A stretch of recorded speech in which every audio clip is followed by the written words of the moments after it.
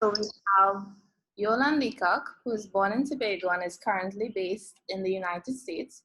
Her final junior ranking was 189. Yolande first received the professional ranking by qualifying for the main draw of 3 tournaments after only 6 tournaments played. To date, Yolande has achieved a career high singles ranking of 678 and doubles ranking at 905. So welcome, Yolande. Hi, thank you for having me. Great. And we have Joseph Cadogan, who's also based in the United States, has had success throughout the years with appearances at Eddie Hare and Davis Cup. Joseph was also the 2017 B-Mobile National Champion held at the National Racket Center. And Joseph attended Florida Atlantic University and to date has a career high singles ranking of 969 and doubles ranking at 1091. So welcome, Joseph. Yeah, nice to be here. Great, I'm glad you both can join us today. So since you guys already started before, just a little background about you. Yolande, you can start. Yes, as she said, my name is Yolande Leacock. I am from Tobago. I moved to the United States at the age of 12 in pursuit of becoming a top professional tennis player. At 14 years old, I was ranked 187 in the world. I competed in Junior US Open. And I started playing professionally at the age of 15. Unfortunately, I suffered a back injury, when I just started, not too long after I started competing. And yeah, here I am. So. Great. And Joseph, you can give us some background. Originally from Tobago. My dad's from Trinidad, mom's from Tobago. I was born in Washington, D.C. Moved to Florida at 11, I think, for both tennis and school and just to attempt to have an opportunity to do some different things. Went to American Heritage, played, I think, decent tennis, I'd call it, and won a few tournaments and hopefully people don't see the bad records, but hopefully a few good things. That's about it. Don't worry about it. Okay, and you guys dabbled a little bit. Tell us how the pandemic affected you or did not affect you. Lady first. You. Obviously, I miss training and competing, but I do enjoy the time off. I get to spend a lot of time with my family. So yeah, that's been great. Okay. Did you do anything fun? Did you learn a new hobby? I don't know. Well, I've actually been playing table tennis like every day with my mother. She's actually really good. And this isn't really a hobby, but our dog had puppies last December. So I've been raising puppies. So I guess I'm sort of a dog whisperer now. Yeah, she had 11 puppies. Unfortunately, 5 died, but we ended up keeping 3 of them. Okay. So I've been taking good care of them. What kind of puppies? German Shepherds. Nice. How about you, Joseph? I got the last flight out of Trinidad and Tobago before the borders closed. That was interesting. However, I think in hindsight, I probably should have just stayed. And then now I'm just trying to avoid dying. That's about it.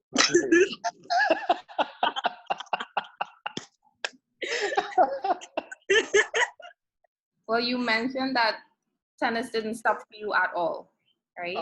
When I'm in Florida, I'm a hitting partner, and I have a few decent playing clients, I guess you can say, and people actually want to hit me for some strange reason, so I'll take it. I'm not unemployed yet. Okay, so you play tennis every day from when? Except for 5 days, maybe. That's... However, I have gained 30 pounds, so apparently working out and stuff doesn't matter. That's a shame. But okay. You go. No, I'm saying the puppies have been keeping me in shape, so that. I'm serious. No, I'm serious. No, I'm like full time taking care of them. I know I've been, doing biking and swimming and that kind of stuff, but yeah, the puppies have been keeping me in shape. Nice. Okay, Joseph, tell us a little bit about how you became a hitting partner. Like give us the process. Oh. Well, there was a time in my life, probably like 10 minutes ago, where I was just broke. Okay. I was in college. I was going to FAU at the time, and mom and dad said, "We're not giving you another penny." So I was like, "Oh crap!" And then this was how long? This was in 2008, I think it was. And then some random guy, like no joke, all jokes aside, some random guy comes up to me and says, "Will you hit with my son 5 days a week, 4 hours a day, and I will pay you for your services?" And that's how it started. And we hit for like 2 years straight, 5 days a week, 4 hours a day, like clockwork. And that's how that started. So it allowed me to have some kind of an income, as well as, in a way, it's training, but getting paid to train, if that makes sense, while I'm here in Florida. And you've also hit with me as well. Forgot to mention Yes, that. Yolande fired me after 2 days. Yolande was like, "I can't deal with this crap anymore. Give me someone better." That's not true, Calista. That is not true. Oh, God. No, that's not true. No. But he's still like an incredible tennis player. Overrated, but I'll take it. Thank you. I appreciate that. No, you remember you practiced with Elena Dementieva? You didn't mention that? Yeah, come on. You beat her so bad that the coach had to stop the match. I have no recollection of any part of this occurrence. You told me this. You told me this. Okay, I played a match with her. The score was, I'm not going to say what the score was. It was not a very, I gained confidence from the score. Let's put it that way. And people saw it, and then that is how the business kind of grew a little bit, in the sense of being a regular hitting partner kind of thing. Okay. Yeah. There's only 11 of us here, so you can tell us the secret of the score, and it would not go anywhere but right here. I can't promise you the same.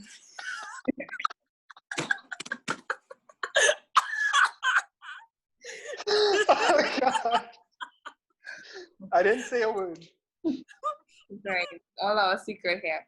Okay, so tell us what made you turn pro, Yolande? Give us a little bit.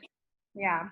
Me, I love playing tennis. From a very young age, I always saw myself being a professional tennis player. I was encouraged by a lot of people, to follow my dream of becoming a professional tennis player. And I think there are not many tennis players from the Caribbean, playing professional tennis.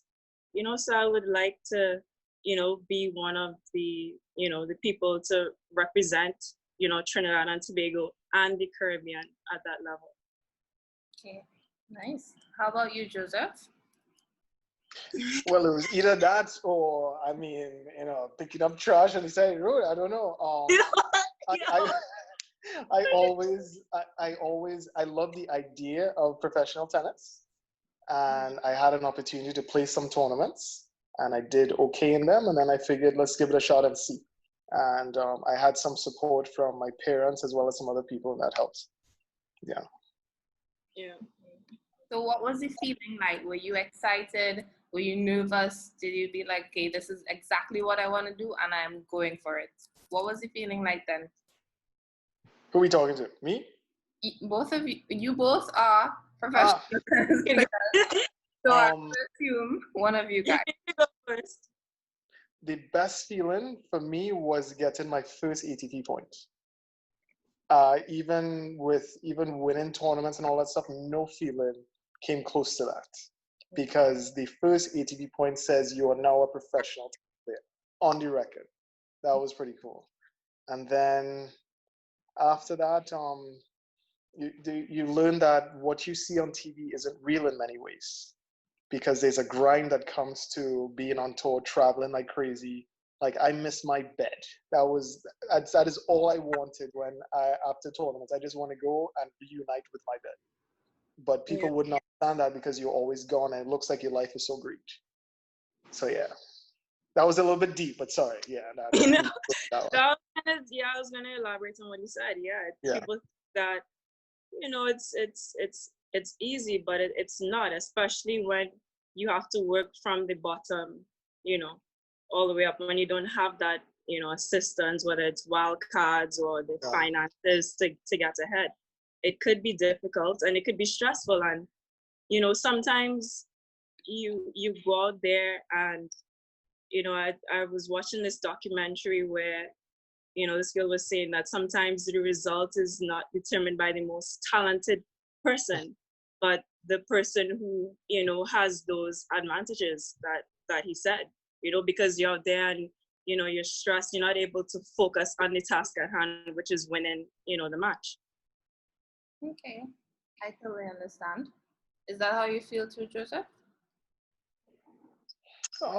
I feel like everybody has their time. And some people's time might be when they're 17, some people might be when they're 32, 33. But the question is, are you willing to persevere or give in? Whether it's financially, whatever the case is, are you mentally going to say, you know what, no matter what, this is what I'm going to do? And that is a struggle for many people. Yeah, I agree. Yeah. Question here. It's from Jamil. It says, where did you train in Hi, Jamil. Sorry. But he says, where did you train in Florida? Was it academy or private coach? Or either one. Either of you. Ladies first. Me.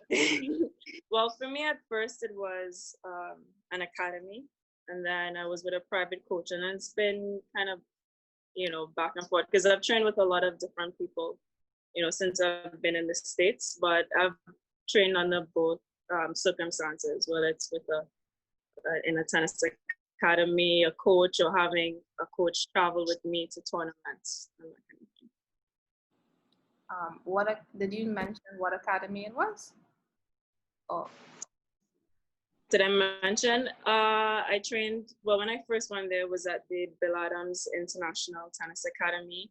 Mm-hmm. Then I trained with Greg Russell. He was from Ghana. Then I trained with Greg Russell from Jamaica.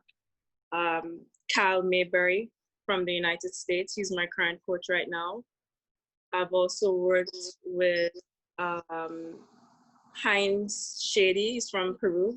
I trained in a Spanish tennis academy. And yeah. So what she's saying is that she's been to every single academy in South Florida. That's not. That's pretty much it. They're all actually in close proximity. They're all, like 10 minutes from each other, maybe. Yeah. Actually, where I'm training now, so cut you off. But where I'm training now was the first place I trained at when I just moved to the States. Where are you now? Western? Western, yeah. That's with Kyle, I guess? Kyle, yeah. Okay. He has any good players or no? Oh, geez. I'm sorry. Does. He does? Okay.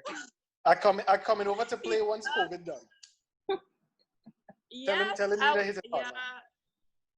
Yeah, there's you know him from Venezuela. Why is his name slipping my mind right now? Oh my God, I'm horrible with names. It's fine. No worries. You, Joseph, you need to answer the question. Where did you train in Florida? Oh, gee, I was trying to avoid that one. Everett ITA, Pro World, Savianos. Where else we have? Went to Rick Macy's, Gary Kessel, 10 other places. I had a few private coaches. And you talking about me? Have you won? You see, for a lady, that is a lot. But for a guy, it's a very few tournaments. No, that's not true. No, that's not true. Women are not tennis coaches. There are double standards when it comes to tennis. There are double standards. Based on our mood, women are not tennis coaches more than men. I still believe that tennis has double standards when it comes to the amount of coaching. For men, the more coaches you have, the smaller the number really is. But for women, it's a difference. Private coaches, I had maybe 15 people, but I don't think we should really talk about every single one because I can't remember all their names. And that was about it. Okay. But there's a difference. I'm gonna skip right past that. Okay. Okay. Tell me one of your favorite places to compete. Me, my favorite place is Tunisia. I think the people are really nice and the hospitality has been great there. When did you go? When did you visit? I first went there the first time I played there was like 8 years ago. And then I've been there at least 2-3 times after that. And yeah, the people are super nice, super, super nice. Okay, what tournament did you play? Was it 15K? 25K? It was I played a 15K and a 60K, 15K, 60K, and 25K. Okay. And how were those for you? Those were good. That was actually where I got my really high doubles ranking. When I did a 2 weeks where I played a 60K and a 25K. And they were actually like in driving distance. So, it was easy to go. I didn't have to fly there. I think I shared a car with 2 other players, and yeah, they drove us at the tournament, organized, a car to drive us to the next place. I think it was like a 2.5-hour drive, if my memory serves me right. I think, yeah. Yeah, that was a long drive. Jeez. Yeah, it wasn't bad. I mean, you have to do what you have to do, right? That's true. I good. Yeah, I mean, there was a year when I went to, I believe it was England, France, Spain, by myself, and I had to take the train on the bus, going to those places. It wasn't an interesting experience, but something I hope I would never have to do again by myself. But yeah, it's the tour life for you. How about you, Joseph? Favorite place to play? Tobago, because I have my dad's car and I can stay at my dad's house and I can eat food made by people from Tobago. And we live very close to each like other. 5 minutes away, maybe. Yeah, yes. like 5 minutes, yeah. Favorite tournament professionally? Favorite tournament. Venezuela. I know it's really bad now. Oh but yeah, when Venezuela's nice. Venezuela, yeah. It was awesome. Yeah, the people are nice. Yeah, that was. I enjoyed that one. I thought you said Tobago. I thought you were gonna say because it's a line of peas and potato. I just I like having a car that, technically is not mine, but just the freedom to do what you want when you want. I like that.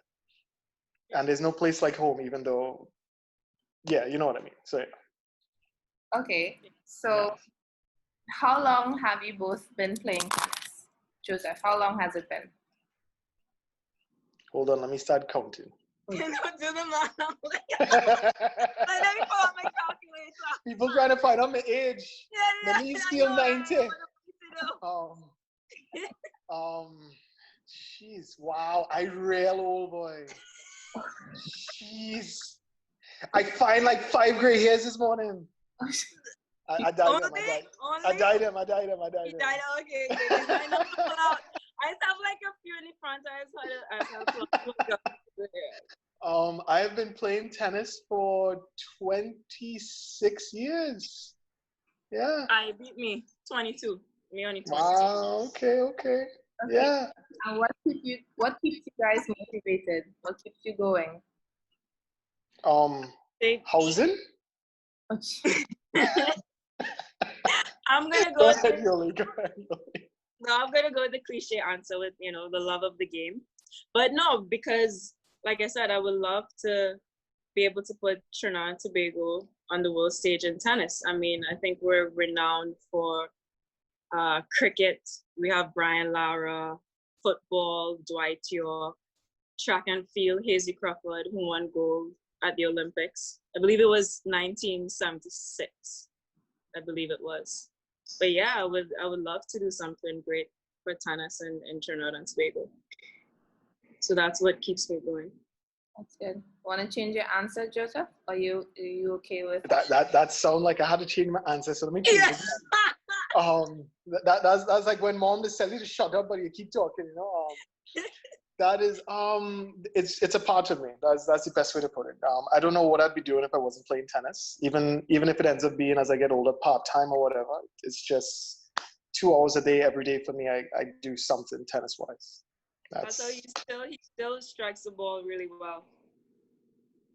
I appreciate that that lie. I really do appreciate that. No, I'm serious. My iPad. I come into Western to prove you wrong. Don't worry. Okay, I have a question from Josh. Josh asked, any Davis or Fed Cup highlights that you want to share or can share with us? I'll go first. I would say the year when we got to the finals. I'm not sure what year that was. We played Mexico, and it was. I thought it was a really special where we were playing Mexico in the finals, and it was our chance to move up to the higher group. And I thought that was for me my best Fed Cup experience.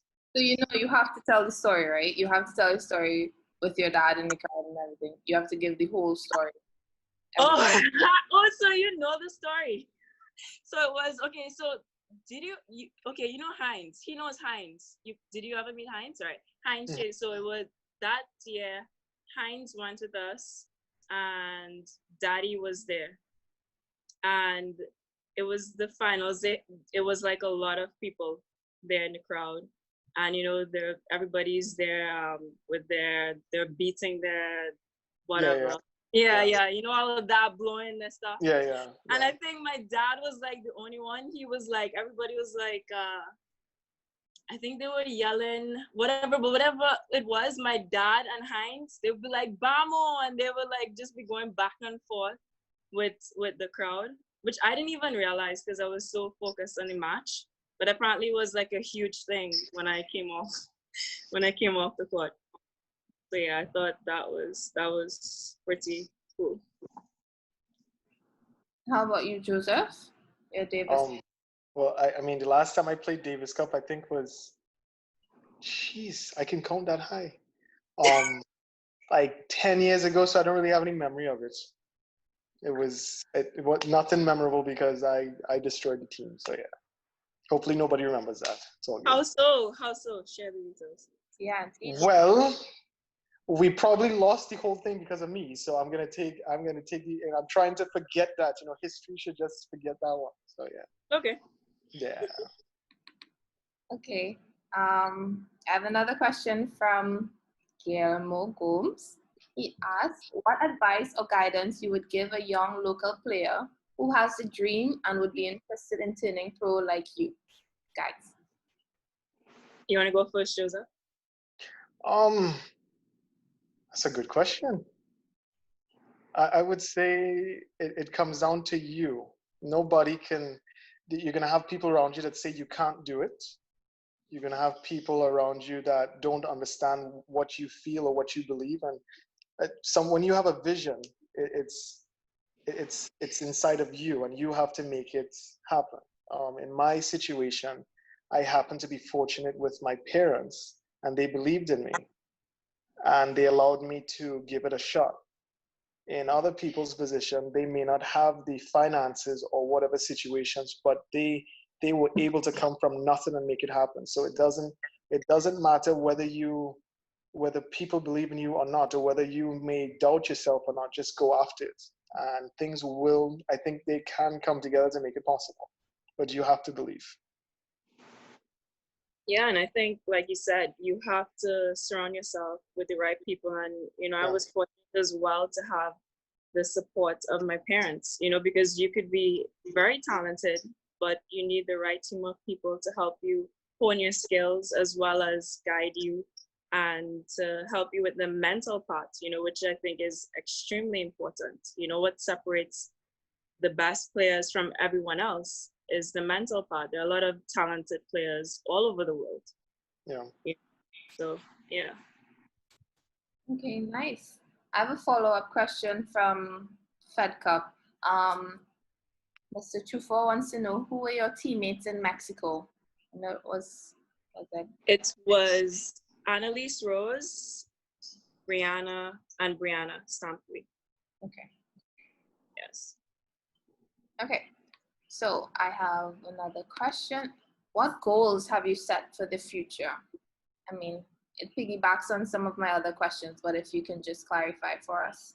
Yeah, like I said, I would love to put Trinidad and Tobago on the map in tennis, you know, because there are not many players from the Caribbean who play tennis, professional tennis at a high level. But is that a goal for yourself, or is there a specific goal? As in, I want to do Specific.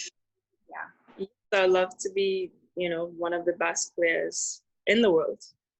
That is one of my goals. I want to play the futures that was supposed to be in Trinidad, but COVID came and took away from me because I finally got in shape. And as soon as I get in shape, God was like, no, put on 30 pounds. And I was like, that is my future goal. That is your future goal. Okay, well, hopefully it should happen. I hope so. Hopefully. Okay. I ask everyone this question: your favorite tennis player, male and female? You need to know. You can go first. You put me on the spot. All right, fine. My favorite player of all time is Roger Federer. I think he's the greatest player to ever. He's gonna say Nadal because he's lefty, but I personally think that Roger Federer is the greatest tennis player to ever pick up a tennis racket. Have a good night, everyone. Correct me if I'm wrong, Joseph.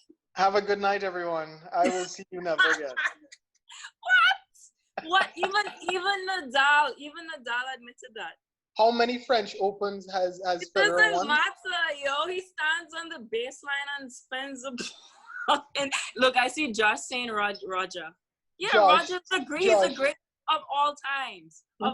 Every single time. He's the greatest of all time. When Federer can win what is it, like 10 million French Opens like Nadal? Call me. Yeah, but the French Open, it favors Nadal. He's a lefty. The ball spins, his ball spins up in the air, I hear a lot of complaining, whining. I'm sorry that left-handers are just so good. My sincerest apologies. Annoying to play against. Female tennis player. But I will say, I felt so sick last year because I have like a lot of, friends like Joseph that like Nadal, and it's always a debate between Federer and Nadal. I'll tell you, I felt so sick last year when Federer blew those two match points against Djokovic. I was like so sick to my stomach. However, sadly, with all that being said, no, I felt legit like sick when he. It's not that I don't like Federer. I will say this. Sadly, Djokovic is going to end up having the most Grand Slams. Yeah, probably. And he has age on them. So. Yeah. So Nadal needs to hold on French for the next 10 years to have a shot. Which he probably would. I wouldn't disagree with that. I think this year is going to be the toughest to win the French because everything is different. If they do have the French Open. And we'll see. But Djokovic is sick right now, so, because he decided to have a tournament. Yeah, Good job. Well done. I was like, I was not going to say anything, but yeah. I saw that. They were all you saw that? Doing the limbo. Yeah. In the club. Corona does not exist. It does not exist. And female tennis player. You see, okay, here's my we have to take personality out of this because I do not like some people's personalities. Okay. Female tennis player. I'm going to plead the fifth on that one. Never mind. No female tennis player. No, I'm right here. I'm right here. Favorite. Huh. You can say me. Yoli, you go ahead. You go ahead. I need some time to You think didn't say about it. me. I'm right here. I'm right No, here. Yolande Leacock / Calista Muhammad. There you go. All right. Okay, so I have a joke as you brought that up, right? Because both him and I, we trained with Coach Anthony Williams in Tobago before we left the States, right?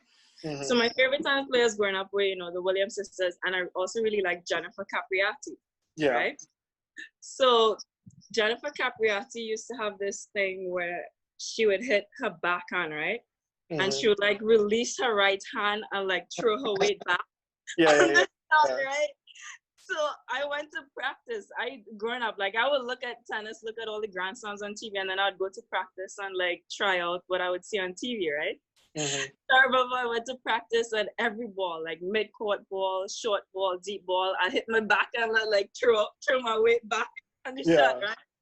So Coach Williams, he calls us all in and he was like, some of y'all look at tennis on TV and you see the pros doing stuff and you don't know why they're doing it. Like Yolande here trying to hit the back and like Jennifer Capriati. Yo, like everybody like that, like everybody like mash up like laughing at me and then I was like, nah, I'm not gonna do that. I'm not gonna do that again. Yeah. But yeah, that was funny. Yeah. I know answer. I think Yoli left us. She's like, peace out, I answer my question. All right. But she's bored. No, she'll be back in a bit. No worries. That's the bad internet in Tobago. See, another problem. Okay, but when she rejoins, I have another question for you. It says, okay, go ahead. The highest ranked player that you have ever beaten? In the US, #1 in the nation. In the world, #1 in the world. And those people had names? David Soto. I think he was #1 junior. He won like Orange Bowl and stuff. And in the US, I think his name is Dennis Navolo. He was, at the time that I played him, he was #1 in the US. Okay. Yeah. What's the highest ranked player that you have ever beaten? There was a year when I beat a player that had just competed at Wimbledon. So I'd say that was the highest, and I actually won the match. That was the highest ranked player that I played. I can't remember their ranking, but that was my biggest win. Oh, what round was that? Oh, what? Yeah, what round? What year was that? That was, I would say, 3 or 4 years ago. It was actually a qualifying 25K event. And the person had just competed in Wimbledon. So. Okay. What I miss? Joseph's back. She wanted to know the highest ranked player. Do you remember? Or no? I didn't hear yours. I didn't hear yours. Oh, it was nobody. It was not important at all. I don't need everybody to know that my best win was against something like 3,000 in the world. I don't need to know that.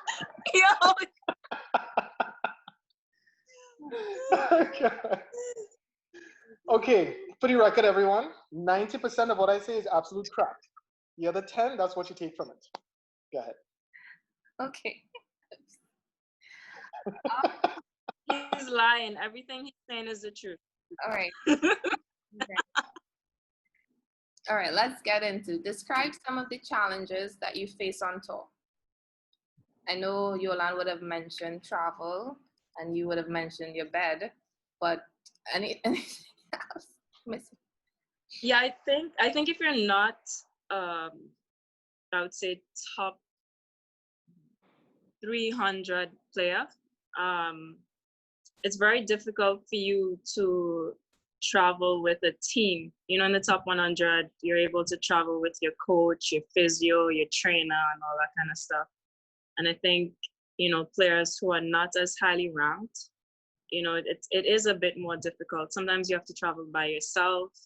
You'd have to, I know some people would have to, share a room with somebody that they don't know, things like that. Sometimes depending on where you compete, it may not be under the best conditions in terms of the court, things like that. And just being by yourself, I think it's tough. How deep are we willing to go with these questions? Because I don't know how to, I don't want to scar anyone for life with this one. We want to know the truth. So give us your opinion and your challenges. I could also add there one more time before it starts. I was at I was at a tournament and I went to do laundry for my dad and and I knew it was one of the players. She went into the room. She saw that there was still clothes in the laundry, and she didn't want to wait, so she actually threw away my dad's clothes and my clothes. Is she still alive? Yeah. Yes. I'm sorry, I couldn't help that question. Okay. Yes. All right, just checking. Oh, I guess you have to say yes because and you know what? Never mind. We're done. Yeah. And this is why I don't live with my parents anymore, everyone. There you go. All right. Joseph, you? Carlos is like, crap, why do I have to ask him this question?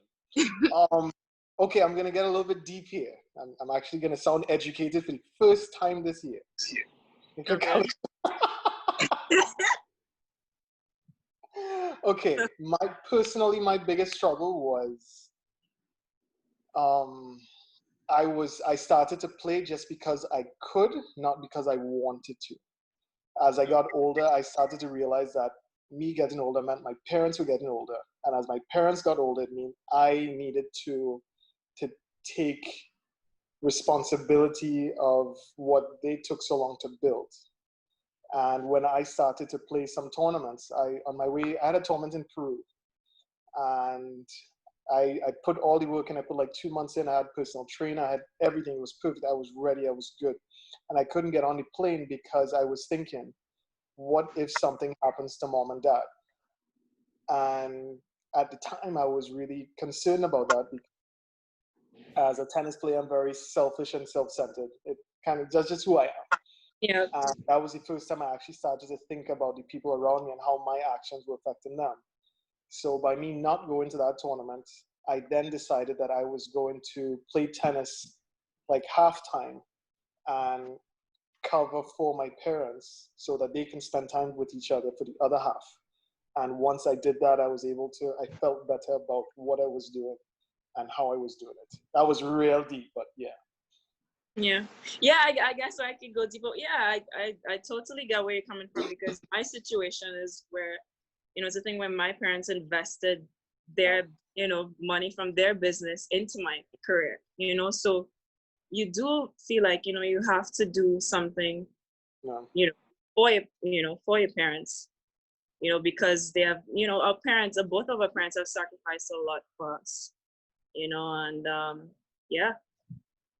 Not to get any deeper, Joseph did.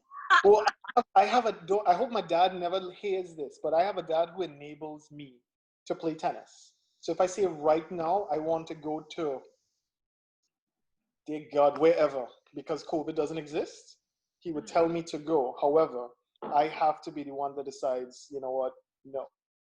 And that's hard.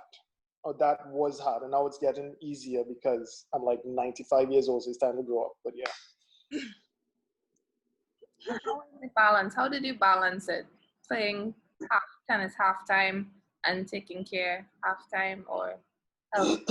Well, I brought some players. I remember Keyshawn and Kwame and some guys would come to Tobago and train with me. I'd have them stay with me there. We'd practice. I would work. So I would practice with Coach Anthony from, well, not like I would do 5 to 7 in the morning. And then I would work from, let's say, 8 to 3 or 4. And then I would go practice again in the afternoon. And those were my days in Tobago. But I had some control because, especially if dad wasn't there, I could have controlled my days. If he was there, then we just fight and want to kill each other. But, and then in Florida, I'm a hitting partner 4 hours a day, 5, 6 days a week. And so that would be my training. And then on top of that, I would have my own fitness coach who is my best friend. And Yeah. that kept, I was able to balance things a little bit that way. So when tournaments came around, I was in decent-ish shape. So yeah. Okay. What was the best advice you've ever received, Yolande?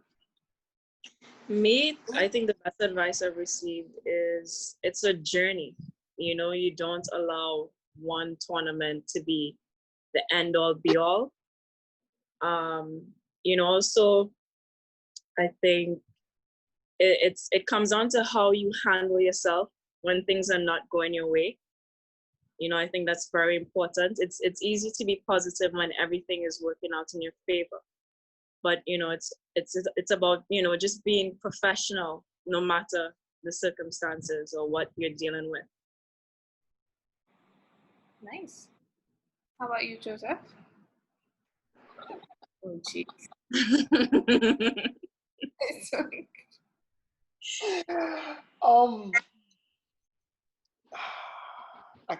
I'm gonna try not to answer what just came to my head.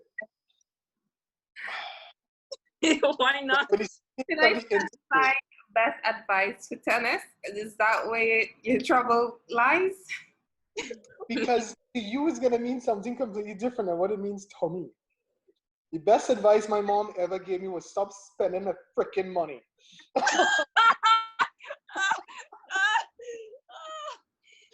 However, outside of my mother, who is very, very, very, dear God, honest, best advice I ever got was no matter what, never stop believing. Yeah. And I think for both of us, because we moved to the States, I'm not sure, Joseph, if your situation was the same way, your parents were not there. Our coaches basically play the role of for me, you know, all the coaches that I worked with, whether it was a coach, a physio trainer, they played the role of a parent, you know, so you know, so like Go ahead. No, go ahead. When I moved to, my move to Florida wasn't supposed to be a move. It was supposed to be, Coach Anthony was in Lake City and he told mom and dad that I can come there for a month. And then a month turned into, I can't count that high, but a month turned into a real thing. So yeah, that was, dad moved first and mom was taking care of stuff in Tobago with Solomon. Then Crystal came with me. So I had some family. Coach left, and then dad had to figure all this stuff out, and they sacrifice a lot for their children. Which when I have kids, which is hopefully in like 10, I'll never forget that and try and do the same thing. So yeah. Like for me, when I moved, you know, I was living with people. You know, I had mates from all over the world, and my parents were not there. And then when I was training with Greg Russell, I lived in his house. It was his mother, you know, was alive at the time, his daughter. And then there was one more player from England, but she left, you know, like 3 months after I got there. And it wasn't until I, you know, got the injury at 15, you know, when I was 16, I believe that's when my parents ended up moving me out of my coach's house, getting an apartment, and then they would like switch for 2 years. My parents actually switched back and forth with me. Like my mother would stay 3 months with me, and then my father would stay 3 months with me, and that went on, you know, for a couple of years to help me through my back injury. You know, it's what taking me to therapy and that kind of stuff. So yeah, my dad got a regular job here, which was hilarious because it was so bad. Got fired in like 2 days or something like that. Hopefully not his record. Actually, well, my dad, they were into like hobbies with Greg. Like they would be flying with, they were racing truggies. They would do that, the truggies, you know, those remote, that and that, helicopters and stuff. Stuff like that. I didn't realize how much my parents loved me until they started to try to work like regular like a regular job here, like for $2 an hour or something. Yeah. And that's before taxes. So yeah, it was interesting. Yeah. I mean, and I think as we all realize how, you know, the sacrifices that our friends, I think for us, we were so young, you know, for me, because I moved at 12, you don't know, you know, making sacrifices and having, you're not thinking about money and that kind of stuff at that age. You're just thinking, wow, you're happy. I wasn't thinking about money. What? No, not at 12. At 12? Yes, I did. I wanted it in my pocket. Well, no, for me, I was thinking, well, you know, I was happy to have the opportunity to go to the States and follow my dream. You know, that's what I was thinking about at that time. On behalf of all poor people. That's not true. No. I was thinking about money and getting that $10 to put gas in my car to go to the mall. Do you think about paying bills at 12 years old? Well, when you have parents like that, Joe, you had to pay this bill. Like, Mom, I don't care. But then at 12, you know. Come on. I was giving my $10 for rent and everything.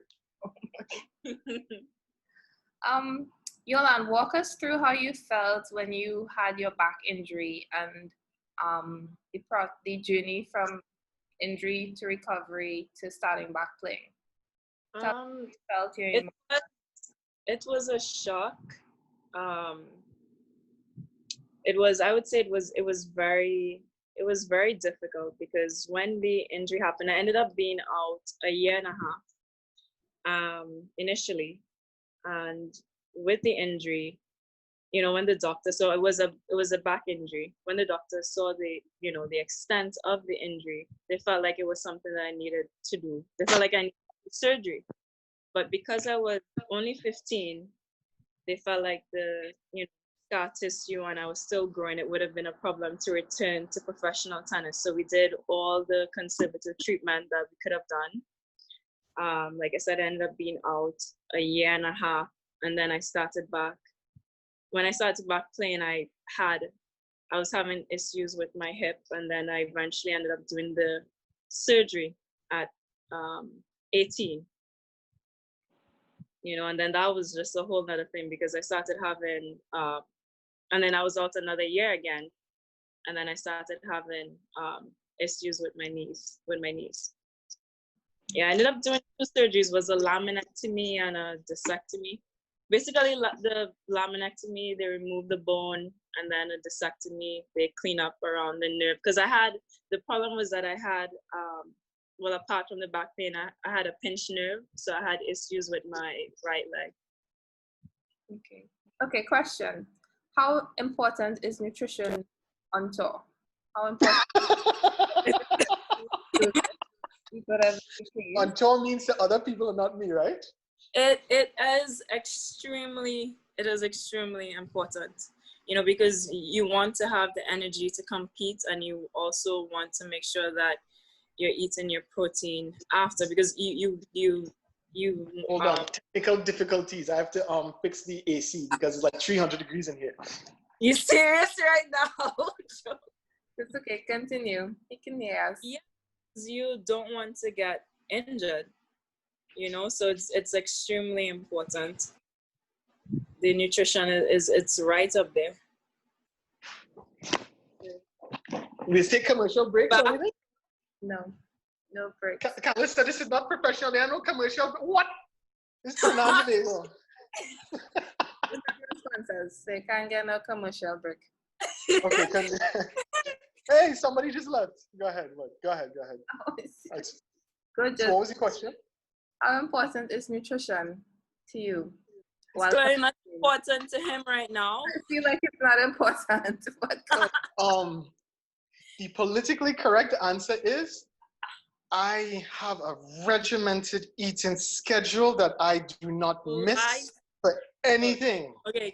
The correct answer and the honest answer is, well, I didn't have chicken today, so that's a plus. That's where we're going. Okay. A question for you, Yolande. What was it like playing your first tournament at home? It was the women's ITF Pro. It was great. It was great. I really appreciated everyone that came out to support me. There were a lot of people that I grew up playing tennis with that came out to support me, and it was great. It was very touching. Actually, Daddy probably doesn't want me to tell you this, but I knew you shed a few tears, after the, after the tournament, because the last time I competed there was when I was a junior, so it was a very long time that I'd competed in Trinidad, but it was amazing. The support, it was incredible. Okay. Nobody to support me like that. You don't come to Trinidad. Nobody ever invites me. They're like, "Nah, we don't want Joe." Like, all right, that's fine. I was all ready to play this tournament professionally for Trinidad and Tobago and Davis Cup. And then Jamil was like, you know what? I'm going to bring COVID so you don't come. So I ain't forgetting that. So it is Jamil's fault? Jamil's fault. I'm sorry, everyone. I talk a ton of crap for no reason. My apologies. I have another question for you, Yolande. It said, what advice do you have for players to avoid back injury? Your core has to be very strong. And like I said, you always want to make sure that you're in really good shape. You don't want to be carrying around unnecessary weight on the tennis court. There's going to be a lot of strain on your knees. So I know it's totally against what you're about now, but that's the answer. Yeah, you don't want to be carrying, you don't want to be in excess of 30 pounds. I'm going to listen to my mother and keep my mouth shut. I listen to you, mommy. Yeah, you don't want to be carrying around in excess of 30 pounds. You don't want to get a back injury. You want to make sure that your core is strong. And of course, strengthening all areas. And you need to be balanced in all your strength exercises. You can't focus on legs and then the rest of you. Yeah. Like those guys that only do arm day and they don't do legs. The little chicken legs. Yeah. No matter how much I work on my legs, it's like they get smaller and smaller. Like, no joke. You like James Blake, he's pretty big and then his legs like that. I don't know what it is. It doesn't make any sense to me. I work so hard on my legs on a regular basis and they do nothing. You do a lot of cardio? Yeah, all the time. That's why. No, I think genetically I have chicken legs. I think that's what it is. Yeah, when you're doing a lot of cardio, you're not gonna get. Because like when I look at my dad's legs, it's like they're non-existent. So maybe I got that from him. Yeah, that's possible. Yeah. Do you guys find a new dad? Superstitions on and off court? Sorry, I couldn't hear you. You broke up for some reason. I think my internet is bad now. Superstitions. Do you have any superstitions on or off court? Huh. I used to have outfits, but not anymore. I don't do the superstitions. Because then if it doesn't go exactly how it is, you're telling yourself like your match is, screwed. So I don't think that's healthy to have superstitions. You see, I don't want to answer that question because if I come to play a tournament in Trinidad, they're going to be like, you're taking this away from me so you can no. I'm staying quiet on that one. Yeah. Ain't getting that from me. I see Jamil listening. I see him. You ready? You're ready? I know you did. No, he didn't do. All you have to do is if you have ball boys, if he's like the Nadal and like puts his bottles like lined up right next to each other, just have a ball boy, just kick it down. But seriously, I don't think I have any superstition. I can't. Yeah, I don't have any. I can't think of anything. I mean, I guess they're routines that I follow, but I'm not going to say I'm superstitious about them. Yeah. Every time I play a match, for some reason, I don't know why, it doesn't make sense. Even if the sun is in my eye, I have to have my hat on backwards. But that's not really superstitious. That's just stupid. So it's just a style. It's a style. Yeah, to look cool on the cool. Yeah, we'll go with that one. That's about it. Knowing what you know now, what advice would you have given yourself when your career started? I would have said, Yolande, please. Because he's gonna get some like goofy answers. She hates me now. I would say to be patient, and my battery's gotten low as well. I would say to be patient. I don't know why I didn't charge. I would say to be patient and to trust the process. You know, everybody has their timing, which is something that Joseph said earlier. You have to believe that when it's your time, and it's not something that you have to force. Okay, I need somebody to ask me the question again because I lost track. Sometimes I am very slow mentally. Okay, knowing what you know now, what advice would you give yourself when your career started? Let me get out of that answer and ask the other one. I don't think there's any advice. I think everything went. No, like serious. I can't really say there's anything I wish I knew earlier on, and I think everything happened perfectly. You feel like everything happened the way it was supposed to? I think it went perfectly. Yeah. Okay. I think I am who I am today because of the way things went, and if it went any other way, I don't think it would be good. Okay. See, that was my 10% of actually speaking with depth. Okay, I have another question that needs depth. Crap. You just screwed it up. That's down to 10%. What advice do you have for college players or college-bound tennis players to help them achieve a balance in academics and tennis? Joe, I don't think I should answer that question at all. I think you should No, answer like, the question no, as well. Joe. No, Joe. I pass it over to you, Joe. Okay, no, I'm gonna be serious. I know that I kid a lot and I talk a lot of crap, but I think I am the most selfish, self-centered person ever. So I don't care about college and I don't care about other people. I just think about myself. So college and all that stuff was not for me. I don't think I'm the person to answer that question. Like, no joke. That is not me trying to be funny or anything. That's just the truth. Okay. I'm just saying because I didn't take the college route. So, but I do, you know, I do think that, you know, having a balance is important. The same way where, you know, I think you have to see what is most important, you know, because apart from your tennis, you have your family life, you know, that kind of thing. But yeah, like you said, I don't think I'm the best person because I did not take the college route. Okay, so seeing that you didn't take the college route, right? Do you think it would have helped you to become a better tennis player? That's the thing. I will never know. No, the thing is, because I got injured at a young, because I was 15 when things took a really bad turn for me. You know, even if I did want to go to college, that was not an option because of everything that happened after, you know, my injury. Okay. College for me made me worse, and I'm not trying to influence anyone. I became horrible. I couldn't win a match for like 7 months because the team aspect of it didn't work for me.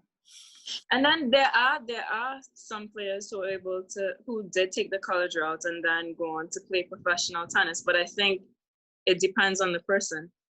You know, the same thing doesn't. What do I want to say? Everybody's different, you know, and everybody. There's a lot of pressure in tennis. There's a lot. There's a lot of you don't know about. Yeah. The formula wouldn't work for everybody, so not everybody who goes to college to improve, and not everybody. Yeah. It's a good opportunity to do school without having to pay a lot of. That's for sure. Yeah. I have another question for Joseph. It says, does Joseph find it similarly challenging to play against left and right-handed players?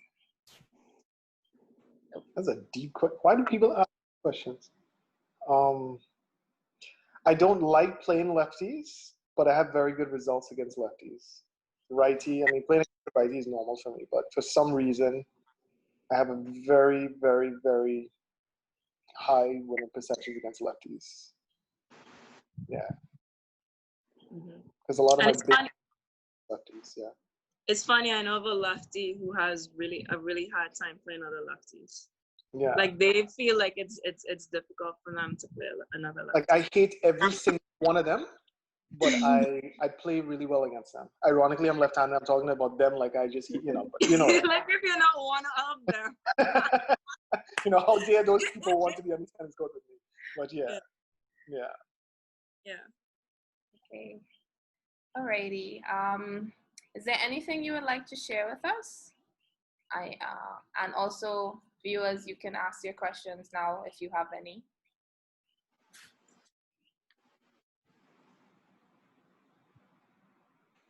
No?